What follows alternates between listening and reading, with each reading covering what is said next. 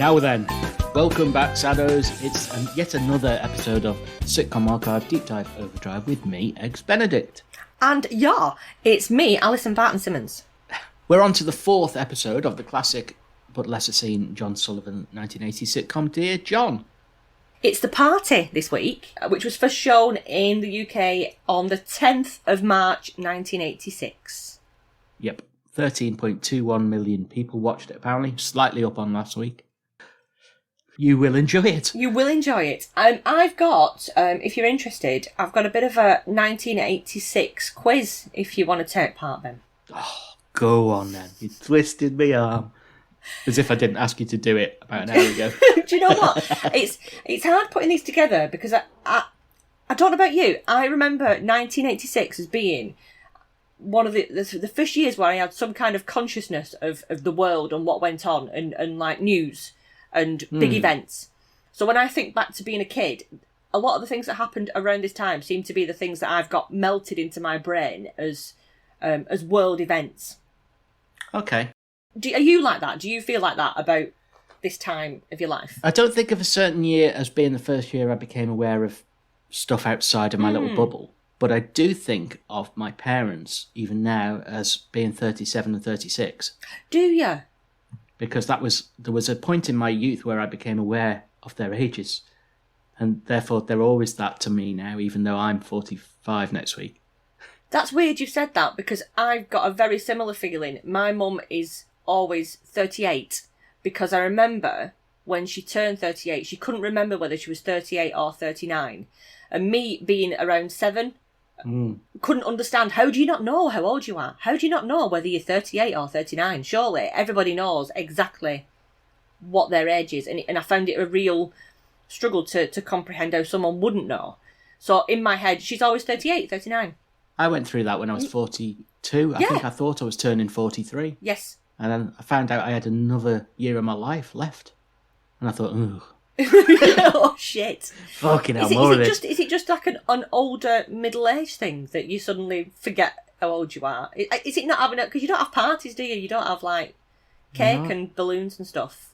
Maybe it's when it's inconsequential. I mean, there are people who lie about their age and are obsessed about numbers. And when it doesn't matter to you very much, perhaps you just lose track. Another year just goes by and you know, that's it. Well, maybe I'm just shit at maths. Maybe that's what it is. Well, anyway, I do have a quick 1986 quiz. Okay. Of some of the happenings during the year that this episode of Dear John was on TV in the UK. So, are you ready? I am, as long as none of the questions mention the FA Cup final, because that's a sore point in 1986 for me. But go on. Okay. Oh dear. Right. No, I'm not. No. Right. Number 1. Which team won the Men's Football World Cup? Oh, that's all right. In this year. That would be Argentina. It was. With the infamous Maradona's Hand of God. Yes. Yep. Bonus points here.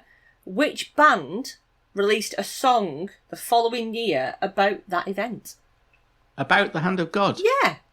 Oh, I don't know that. No, I never heard a song about it. New Order had a song called Touched by the Hand of God, which was based loosely around Maradona's Hand of God goal. Yeah. Yeah, well, I mean, obviously I knew New Order did the 1990 England Yes, song, you did. You know, yeah. Have you heard in recent years, sorry to go off on a tangent, but have you heard, you know, the John Barnes segment in that? Yeah, the rap. Yeah. There was some outtakes that only surfaced last year of other players who were asked to do the rap. So Paul Gascoigne was doing the rap, and that sounded pretty rubbish. But the best one was undoubtedly Peter Beardsley doing the rap. Oh, was it inaudible? Pretty much, yeah. I can't imagine that whoever thought it was a good idea didn't just do it as a piss take. Do you know what I mean? Oh, where did you hear this? It's on YouTube. Is it? Oh, I might have a look at that after. To hold and give, but you're at the right time. You can be slow or fast, but you must get to the line. It'll always hit you and hurt you. Defend and attack. There's only one way to beat them, get around the back. Catch me if you can, 'cause I'm the England man. And what you're looking at is the master plan. We ain't no hooligans, this ain't a football song. 3 lions on my chest, I know we can go. But yeah, imagine rapping with Peter Beardsley. Oh my God. What a strange decision. Yes. I think I need to see that later, though. Okay, number 2. In which Soviet republic was the Chernobyl reactor that exploded in April of 1986? Oh God, I don't even know any of the Soviet republics. I'm really bad with geography. Give us the first letter. U. Oh, would that be Ukraine? Yes, it was Ukraine. It was. Apparently, the fallout from the explosion spread as far as like Sweden and Finland. And I remember when we were at primary school being I don't know why we were told not to do this. Don't open your mouth when it's raining. So don't catch rainwater in your mouth because it might be like acid rain. It might be reactor. Like in Flash Gordon. Reactor rain, yeah. We were told not to run around with our mouths open. Yeah, there was a lot of I suppose there's parallels with COVID really, that a lot of misinformation. But I suppose back then you didn't have the internet to magnify it. And I wonder where that came from though. I wonder if school were like had a letter from the government to say don't let your kids run around with their mouths open when it's raining. Number 3. Which of the space shuttles disintegrated on takeoff from Cape Canaveral in this year? I should know that one. I do remember it happening. Even as a kid because it's quite a big deal. But when I think of space shuttles, I can only think of Apollos. Right. It's after the Apollos. No, I'm not going to get it. Okay. It was Challenger.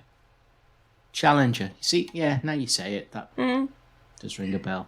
Which had the first teacher in space. It was like a big deal that they were sending like the first ever teacher into space, first ever like citizen into space. Teacher? Yeah, Christy McAuliffe. She was going to do a teacher in space thing, and she was going to. Who's she going to teach? She was going to do it by satellite.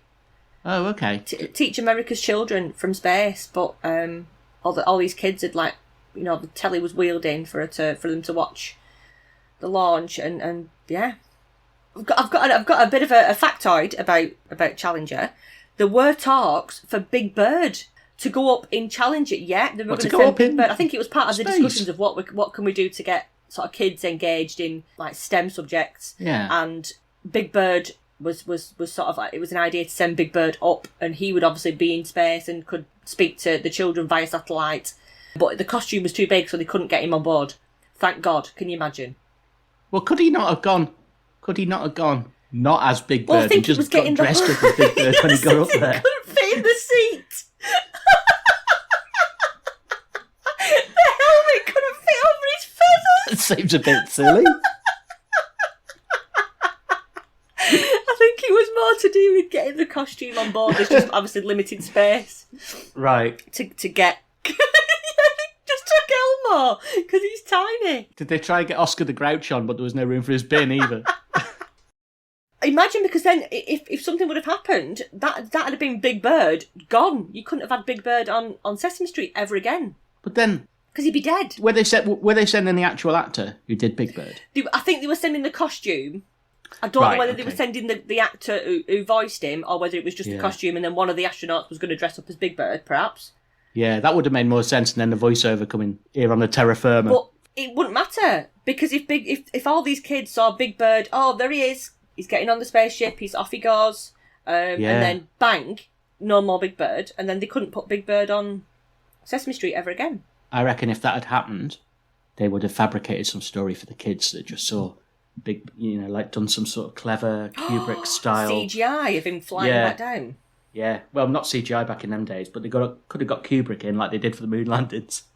And just had Big Bird coming back down through the atmosphere, burning up on impact, but he had enough feathers to sort of protect his... Am I overthinking this, Al? I wonder what... Oh, God, that spooked me a little bit then. I don't like the idea of losing Big Bird, And the people as well, obviously, and the astronauts. If you're going to send any puppets into space, Orville's the one to go, I think, because then we don't hear from him again. Yeah, Wish I could fly with his flapping wings. Oh dear. Is that it, or is there a fourth one? No, I've got another one. Go on, then. Which stage musical debuted this year in the West End, starring the unlikeliest of clumsy stars? Oh, you're not even going to tell me who it is? No, you need to Likeliest of clumsy stars. picture him on roller skates. Is it Jimmy Cricket? No. It wasn't Jimmy Cricket, no. So it's Michael Crawford. It is Michael Crawford. And he What was it called? was the Phantom of the Opera? It was, well done. It Not was Jimmy the Phantom Cricket. of the Opera.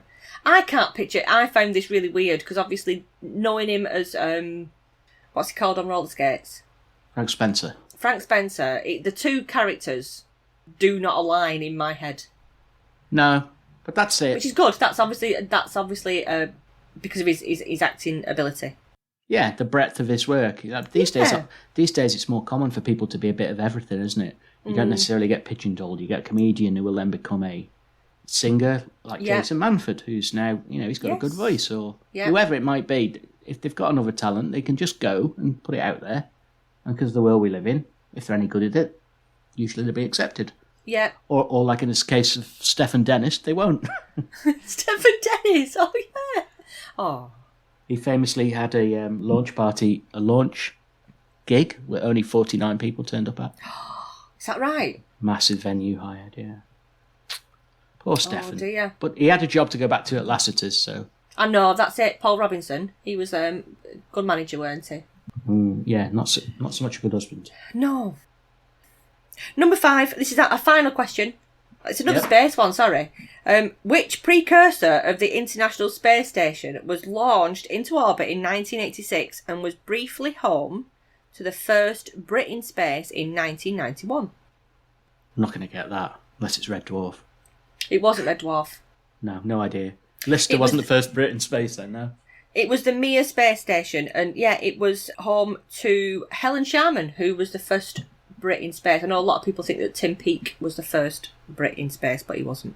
They didn't send Zig and Zag up as well. No, they didn't, no. Good.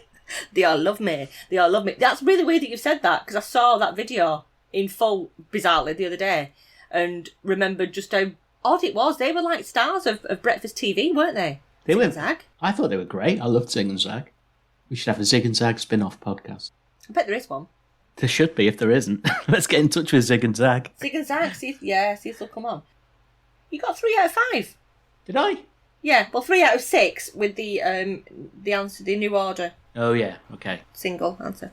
Well It's done. space that threw me. I'm not so good with space. I always, it's a bit, I get overexcited about space. Should we get stuck in then? Let's do that. So this is Series 1, Episode 3, The Party. Episode 4. What did I say? 3. Series 1, Episode 4, The Party.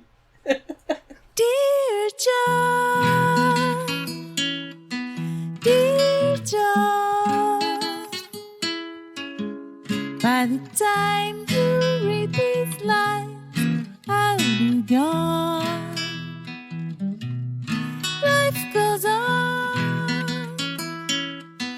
right or wrong. Now it's all been said and done, dear John. Seems we've sung love's last song, dear John. At the start of this one, after the credits roll and we get the quick highlights of John's divorce again, like we do at the start of every episode, to the shrill theme tune, it starts off with John coming out of school and he catches a kid smoking, doesn't he? And it admonishes him, telling him it's a filthy habit. He does. This kid's proper like brass neck, isn't he? He's like proper cocky. Yeah, he looked like a Grange Hill kid. He did. He removes his gum and he just carries on puffing, doesn't he? Just like, oh, sorry, sir, throws his gum on the floor. Love it. Incidentally, did you see that they're bringing Grange Hill back? As a film, I did. I've got a bit of a tale actually about this. So in the UK on breakfast TV, they had Phil Redmond on at the start of the year talking about this very thing, about Grange Hill film. I think it's due 2023, so next year it's all due to be released. Yeah. And Phil Redmond was on Breakfast TV, and when I was about 7, so around the time that this episode of Dear John was out, I had an existential crisis and panicked, thinking that I had to go to Grange Hill. I assumed that all children left primary school and then went to Grange Hill. You mentioned it on the podcast, I think. I think I did. Yeah. I think I did. So I had this panic and had to be sort of like talked down off the ceiling because I thought, oh my God, I don't know I'm going to cope with like Mr. Bronson and Imelda and it's going to be awful and I'm going to have to take drugs. And I just really worried. And so I tweeted Naga Munchetta, who is one of the presenters, to say this very thing, to say, oh God, I panicked when I was little that I had to go to Grange Hill. And they read out my tweet to Phil Redmond on Breakfast TV Live. Yeah. And he publicly apologised to me. Well, better late than never, Phil. Which I thought was very sweet. How sweet is that? Oh, good on him, Phil. Yeah. As this kid, carries on puffing his cigarettes, an older girl comes along and she says, "Good night, Mr. Lacey. Have a good weekend. See you Monday morning." Little fluttery eyelashes. Yeah, I don't know if she's flirtatious or just a fucking brown-nosed sycophant. One of them who'll bring a teacher an apple. Okay. I saw it as being more flirty. I thought she was flirty. Yeah, they'd sort of pan down to her hips as she walked away, didn't they? She walked away with a wiggle, didn't she? Yes, she did. And John sort of looked after her, but I didn't think he was looking lasciviously, really. But his friend Ken, fellow teacher, comes up behind him and insinuates that he's a nonce. Not so many words. Yeah, he sings, "Oops, there goes another teacher's career," which I did think was quite funny. I think he says you'll be going to the hockey pitches to cut the oranges and rub in the liniment. Actually, no, he says it like this. He says, "Oh, you'll be going to the hockey pitches to cut the oranges and rub the liniment in." What? Like the Major from Faulty Towers? What? Yeah. What? Old boy? Yeah, it's quite sort of problematic, that, isn't it? Ken's quite he's I don't know. He's a sleaze. I think Ken's quite a perv, isn't he? We see in the next 2 episodes along, I think, that Ken is definitely a sleaze. I thought then that John was sort of holding that at arm's length almost at first to say, no, that's not what I'm doing. But then he says, well, not when there's a netball match going on. And I thought, oh, come no, on, John. Hashtag different times. You dirty perv. Yeah, so Ken reluctantly invites John to his wedding anniversary. And it seems that basically the reason he hasn't invited him to this party for his wedding anniversary is it's a couples only thing and he just felt it was awkward because John is not a couple. Yeah. However, Ken is paying an inordinate amount of interest in John's club, which he's built up in his mind to be some sort of sordid sex-swinging club. Yeah. Do you know what I mean? He says, He has. "Oh, you rascal, you certainly lived a life," and all this sort of carry on. Yeah, and I think this is actually just setting the scene for a couple of episodes along where Ken comes along to the one-to-one club after a bit of action himself because he's a dirty old perv. Yeah. John does that thing of not outright lying like Kirk does, but he doesn't correct the misconception either, does he? No, he doesn't. No. He lets them just sort of hang there and lets Ken just believe that that's the case, that it is this sex den that he goes to.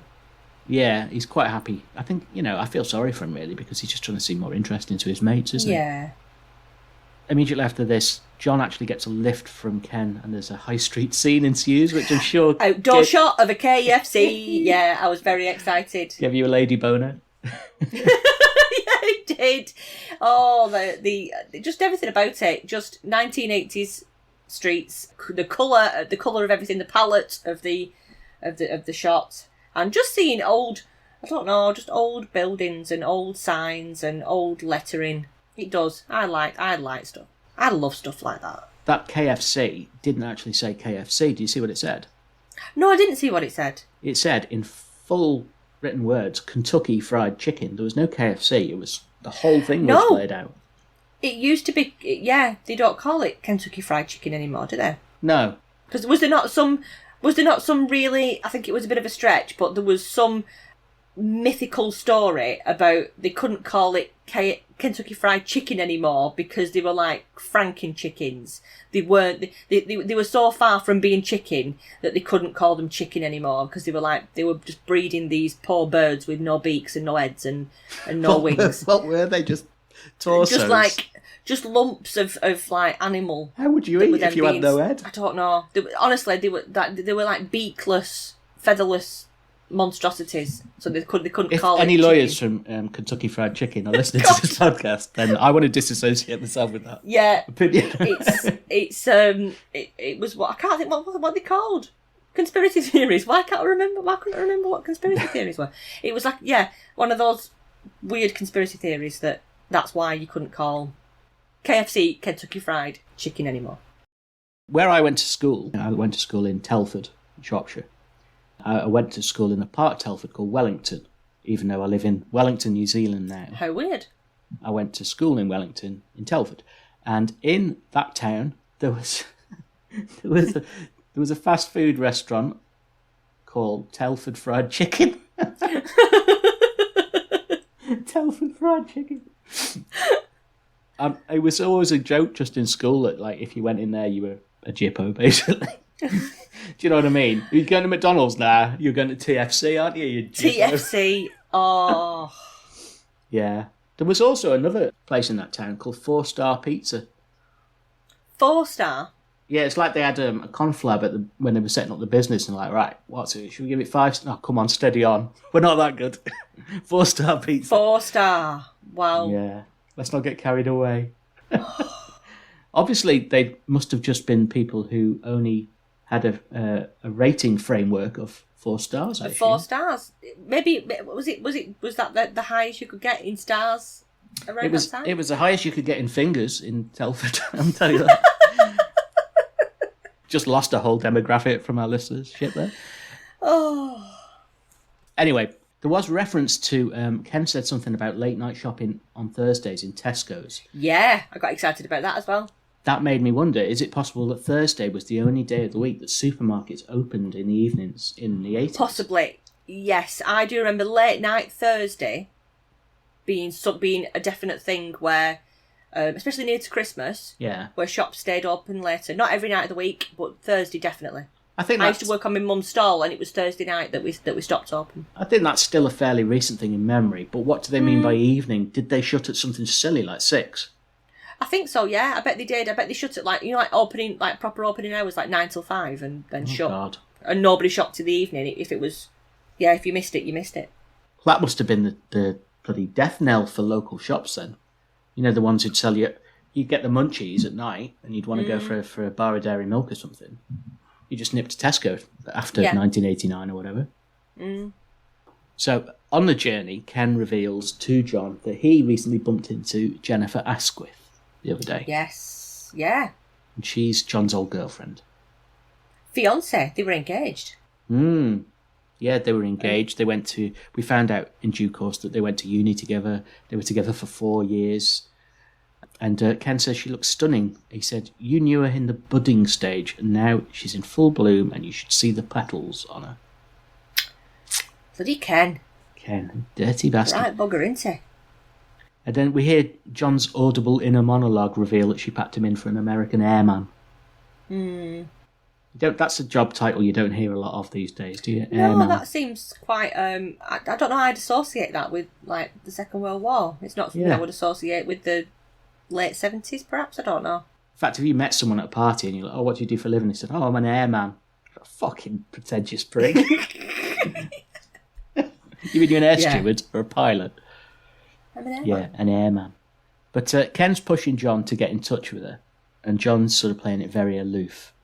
But as soon as it fades to the next scene and he enters his lobby, his hallway outside his flat. Yeah. Oh my God, he's overexcited. He's very excited, yeah. And he starts then talking out loud to nobody, which he does in some of these episodes. Yes.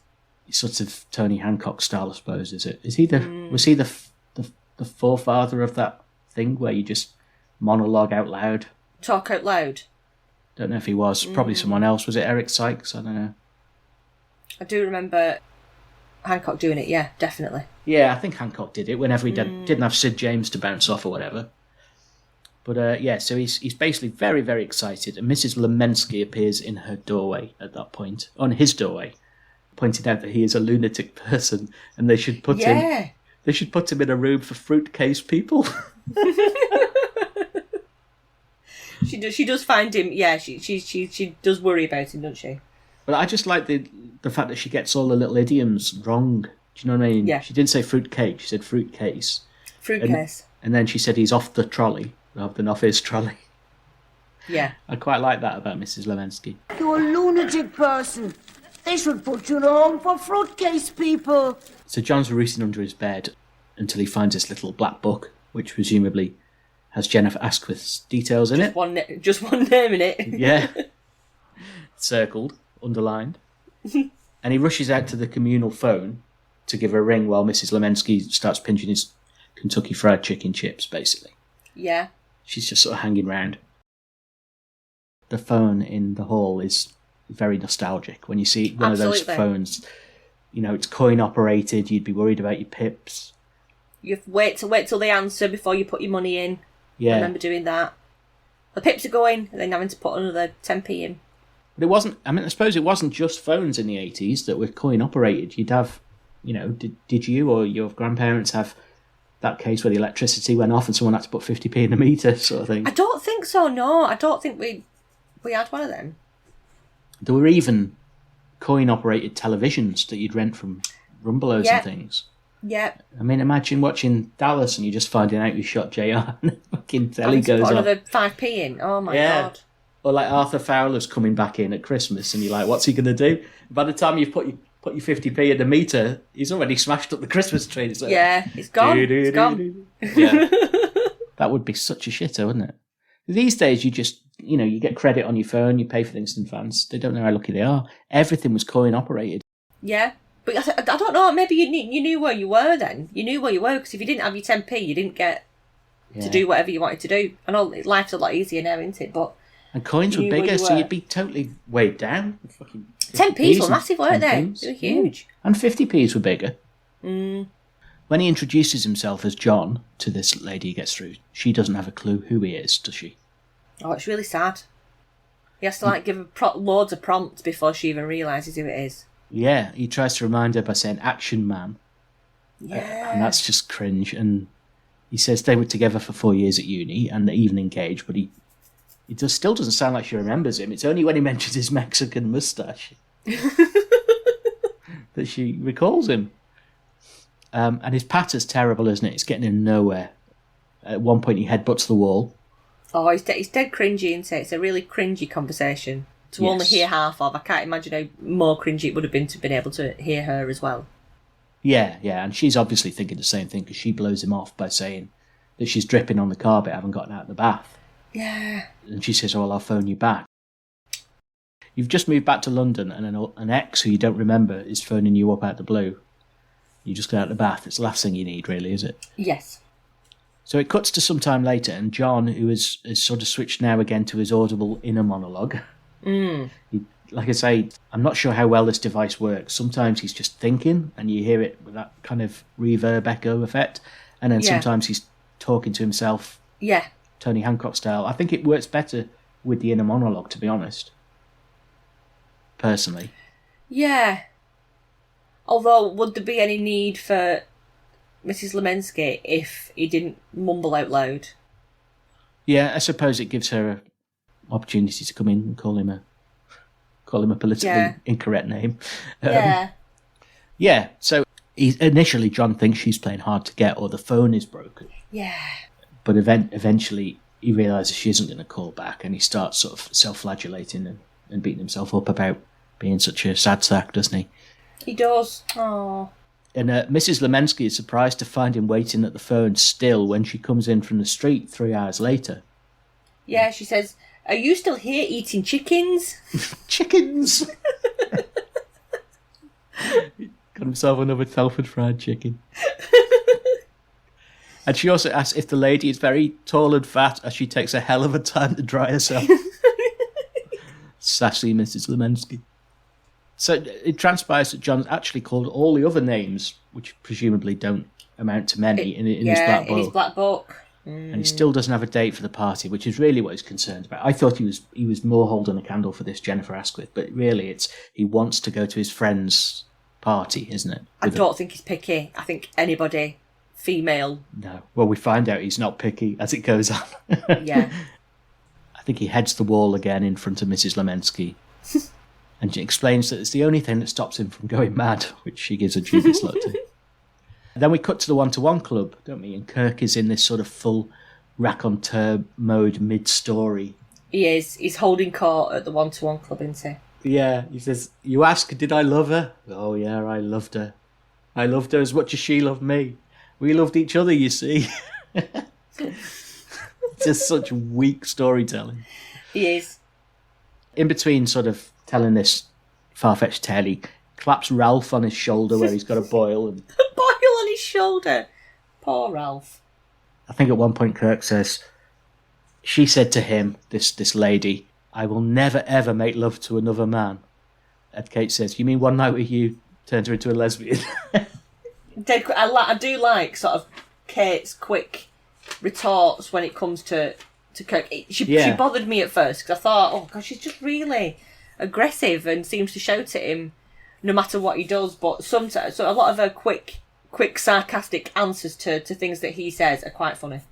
Yeah, well, they're both at each other really at this point, aren't they? You know, she hates him, and Kirk just gives back what he gets. Well, he's secretly really into her, isn't he? But I haven't paid good money to come here and be insulted by this cretinous cowboy. Yes, okay. Let's cool it, yeah? Cool it? You're asking the Ice Maiden to cool it? She's been divorced 3 times and the ground's a frostbite. Now let's have a I think also, doesn't Louise say, "I sense a chill in here," and Kirk says, "Yeah, Miss Birdseye just crossed her legs."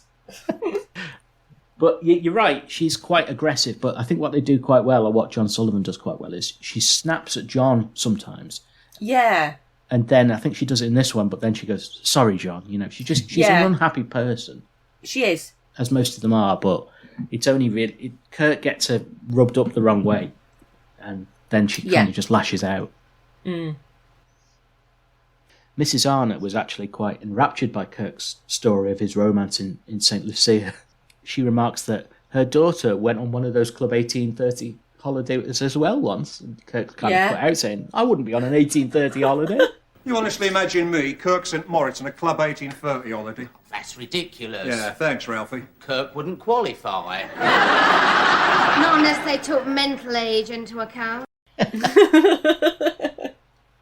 So he wraps up the story and he says that basically Lola, this was her name, her insane jealousy brought about the end of their relationship, as she didn't like his plutonic foreplay with other girls. Well, that'll do it, yeah. Yeah, if you're going to flirt all the time. But just as he's sort of trying to get to the climax of his story, John bursts in and everyone just ignores Kirk. At this point, he's going, "Baby!" Everyone ignores him because John's bursting. "Oh, hi, John, how you doing?" Yeah. I think they're grateful, aren't they, at this stage, that there's a change of scenery. Louise and Kate particularly, I think, are very grateful. And Louise proceeds to announce that there is a Wednesday night person throwing a party that they're all invited to, which again I think is setting it up for a future episode. Yeah. I mean, I wouldn't say you have to have watched the previous ones in Dear John to follow what's happening, but there is a narrative. Yes. There's a timeline set up, isn't there? And it's sort of like a chronological, you can see things emerging as the episodes go on. Yeah, just little building blocks are put in place. Quite clever, isn't it? Mm. And while Kate disappears for a coffee, and she goes and gets a round in, deliberately excluding Kirk, John starts telling Ralph and Kirk about his problem, that he's dateless and he wants to go to this thing. Ralph assumes he needs a date to prove he's not gay, rather than that he's a lady man. That's a weird assumption to go to, isn't it? Mm. It's quite good that he wasn't offended, though. Yeah. Of the time, men often would be threatened by the masculinity being challenged. Yeah, and be upset by it, yeah. But Kirk's straight to the rescue saying, you can take one of my birds, borrow one of my birds. And John's reticent to even discuss this, isn't he? And you can understand why he's saying he needs someone with social graces, clearly doubting that any lady that's been with Kirk has that. Yeah. He says he needs someone who conducts herself in a ladylike fashion, who won't get drunk, throw pickled onions across the room, or spit in the kitchen sink. Brilliant. Sums it up, doesn't it? That's all he needs. If that's all he needs, I mean, should be a fairly decent pool to pick from. But Kirk wants to set John up with a girl called Jaws. Jaws? Oh. He's narrowed it down, inquiring whether John is adamant about the spitting. Yeah. But John declines. He's not going to risk hooking up with one of Kirk's girls. And Kate returns, no coffee for Kirk. Mrs. Arnott sidles in, doesn't she, with like a coy look on her face. She does. This is quite sweet because she's brought a coffee for Kirk. Bashfully sort of saying, I fetched you a coffee. I know you didn't have any. Isn't that sweet? But then he's a right arse because he says, did you not bring any sugar? Yeah.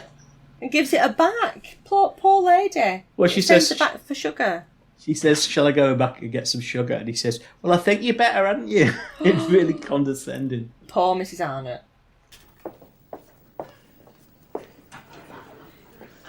I fetched you some coffee. I knew you hadn't got any. Oh, thank you. Did you bring any sugar? No. I don't drink coffee without sugar. Shall I run back to the cafeteria and get you some? It would be a good idea.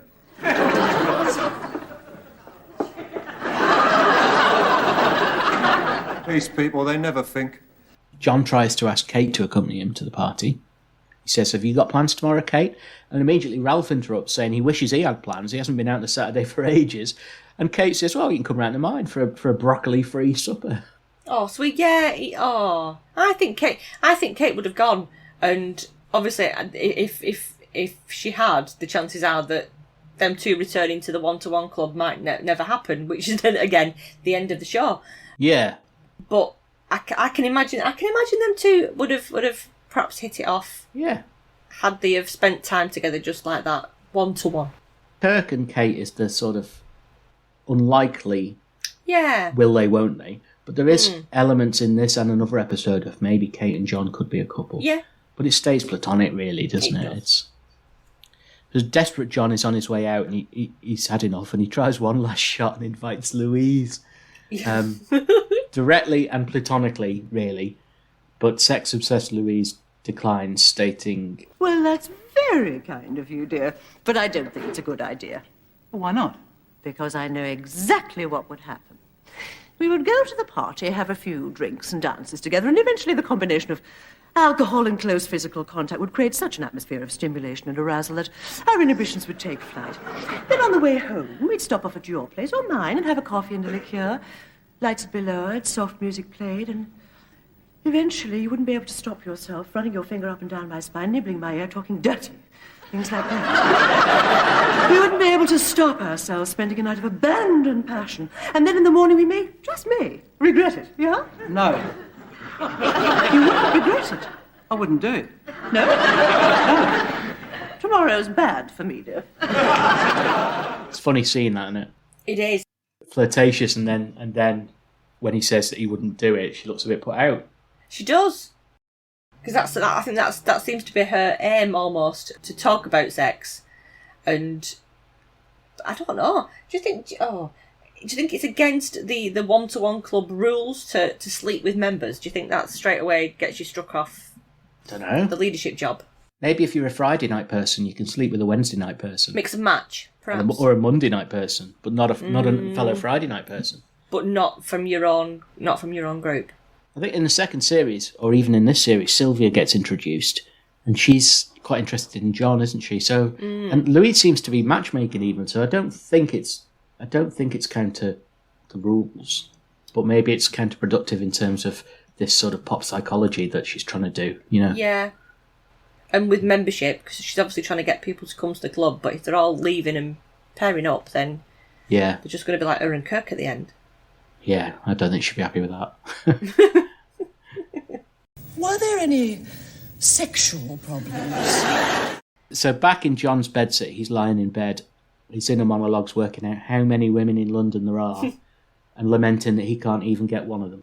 Oh. Poor John. And he turns the light off, accepting kind of reluctantly he's not going to be able to go to the party, is he, at this point? And then the phone rings in the lobby. Da-da-da. We hear Mrs. Lemensky answer it. I thought John would have jumped out of bed, but Mrs. Lemensky answers it. Yeah. And there's a knock on the door saying, "Mad person, telephone."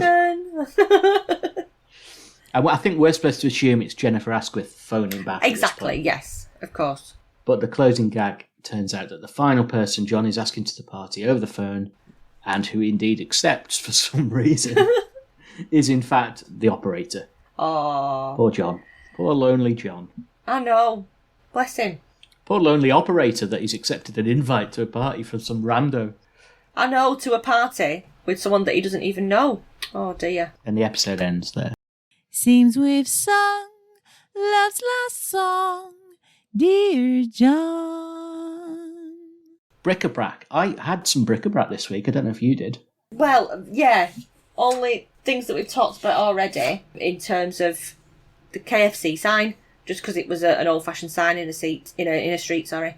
There was two things. Both John and Kirk had little black books.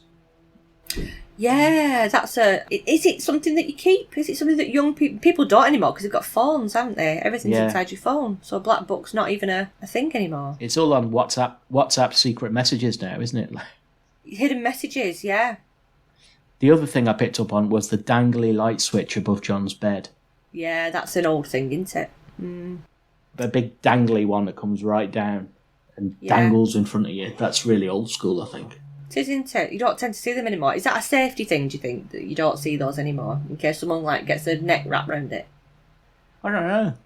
But you definitely don't. It's definitely of its time. I got into trouble a few years ago when I went to some friend's house, and I'd had a few drinks in the afternoon, and then I went for a wee, and in the toilet there was one of those dangly cords like that. Right. But it'd been snipped up near the top. So it was in the corner of the bathroom, but it'd been snipped. And God knows why, I was like, oh, there's a fucking dangly cord up there. And I'm a button presser and everything. I was like, oh, it's been snipped. So without thinking it's been snipped for a reason, I got a chair. And you pulled it. And I pulled it. Yeah. And unexpectedly, it didn't launch a nuclear missile or anything. Nothing happened. Good. And then I carried on getting more drunk. And then the following morning, I drove home. And then that afternoon, I got a phone call from saying, did you do anything in our bathroom? I completely fucked their plumbing. Just by pulling this. I had to pay for the plumber to come out and fix it. By pulling a cord? Why? What happened? I don't know, but it's obviously been snipped because it wasn't supposed to be fucking pulled. Yeah. But a child, I'm like, oh, look at that. What does that do? Yeah, look of course. At that dangling. Yeah. Gonna have to pull it. Bloody See what it does. Yeah. Oh, God, that was, really... I really upset them, actually. I hope they're not listening to this. It'll bring back bad memories. Anyway, have you got an MVP? For this episode, my MVP, I think it's going to be Mrs. Arnott this week. Oh, yeah. Just for her purity and kindness towards Kirk, which was unfortunately thrown back in her face. But the fact that she was thinking of somebody else that other people didn't think about. Nobody wanted to get Kirk a drink because he annoys them, and she still sort of stepped in. Do you think she fancies him? Yeah. Possibly, yeah. And it would be unrequited. It would be. I can't see even a weirdly written fan fiction episode of Dear John where Mrs. Arnott ends up with Kirk, because that would be too weird. I can't picture that ever even being a thing. Even though the age gap's probably only about 10 years. It is, exactly. But I can sort of, I think it was done out of the cat. She recognised that he was struggling and that a drink might be a nice thing to do. Well, I think you've convinced me. I was going to give it to Mrs. Lemensky. Were you? Just because her pidgin English amuses me. You're still eating chickens? Yeah. And that cutting line about it being, was she particularly tall and fat? It's a hell of a long time to dry herself. But no, you convinced me. I'm going to change my mind and give it to Mrs. Arnott. Mrs. Arnott? Yeah. So, let's have a look at Mrs. Arnott's hat and all the other little bits of fashion that were in this week's episode. Whatever happened to those clothes we wore? It seems we never wear those clothes no more. fashion corner. So in the opening scene, we see John in the playground with the smoker and the flirty schoolgirl, and he's dressed in his usual fawny, rusty-coloured corduroy jacket, which I think now, when I see that, I think John straight away. I think that's it's definitely a John item of clothing. Mrs. Lemensky, when she meets John in the lobby when he's on the phone reporting a fault to the operator, she has a wonderful purple knitted hat on. She seems to wear quite a bit of purple actually, and I think it quite suits her, that colour. It must be a colouring.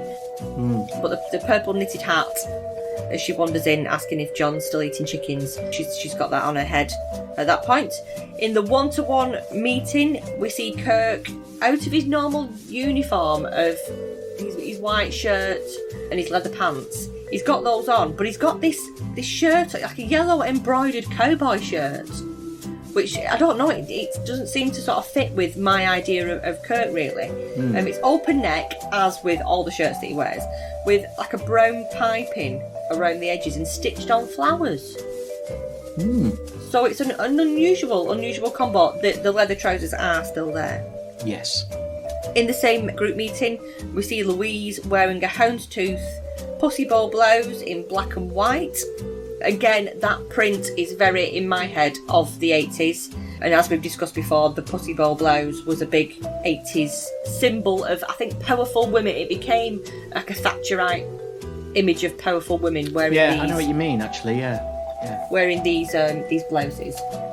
Kate in the meeting is dressed in a striped blue, like a trouser suit with a black blouse underneath. They looked a bit like pyjamas. Yeah. They look very comfy, and I think like over the pandemic, fashion seems to have moved quite a lot towards relaxation wear. So even now, when you're going somewhere, it's quite acceptable to be dressed in like a trackie or just something that you would relax in at home. They're seen out and about now, and that's fine. It's quite acceptable. Hasn't it been the case that people would go, women would go shopping in their pyjamas? In the pyjamas, anyway, for quite a long time. That seems to have become a more of an accepted way of dressing, even out in public now. Not in pyjamas, but in like relaxation wear. So I think Kate seems to be a forerunner in the post-pandemic athleisure wear, because sometimes like a trackie bordering on pyjamas. It's quite a short one, eh? It was. Things are becoming more familiar now. There's lots of things that are becoming like repeats of things. There's nothing out of the ordinary. Like where we used to have like Margot with like different outfits every week, which was part of the makeup of the show, weren't it really? But in Dear John, it seems to be, because it's more of these are natural people that you could come across on a regular basis. Apart from Kirk, maybe. Apart from Kirk, the fashion seems to be every day. It's like an everyday wear rather than like a one-off. And also, this episode was about 10 minutes of it was set in John's flat, wasn't it? So. Yeah, that's true. Yeah. Hey, it's frigid. So next week's episode is entitled Toby. Toby, all right. Yeah, it's the one, I think, where he takes him to the zoo, much to his disappointment, because basically he takes him to the zoo every week, doesn't he? He does. Poor kid. So we get to see Ralph Bates' real-life son in this, who, yes, I don't know if you know this, he's now a internationally acclaimed musician. Is he? That's interesting. Yeah, he does lots of TV show music. Really? He's very successful, yeah. I couldn't tell you the correct terminology because I don't operate in that world, but he's very highly respected and very successful. Well done, Ralph Bates' son. Yes.